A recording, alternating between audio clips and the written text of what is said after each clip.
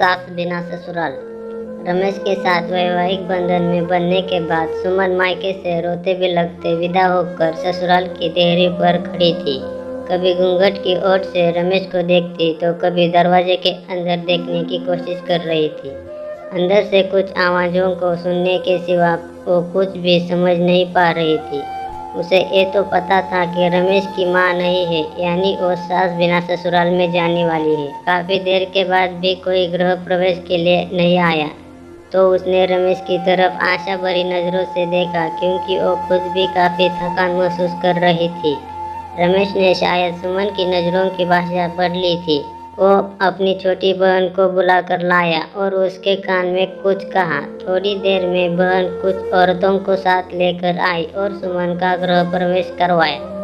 आगे भी कुछ रस्में हुई। इन सब के बीच सुमन तो ये समझ ही गई कि सास बिना ससुराल का मतलब है बवाल। धीरे धीरे सारे रिश्तेदार चले गए। कोई अपनापन दिखाता तो कोई बेगानापन।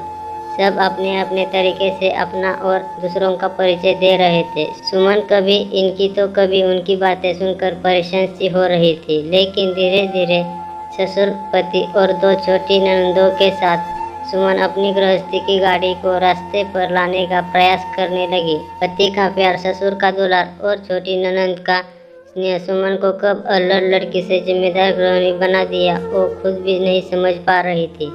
पर इन सब चीज़ों के बीच उसके दिल में एक चीज़ की कसक रहा करती थी कि उसकी भी सास होती।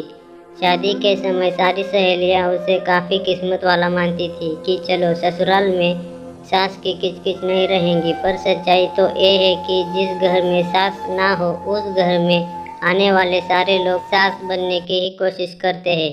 सुमन भी इस बात को समझती थी, तभी तो दिल में फैसला कर चुकी थी कि वो अपनी बेटियों की शादी सास बिना ससुराल में नहीं करेगी।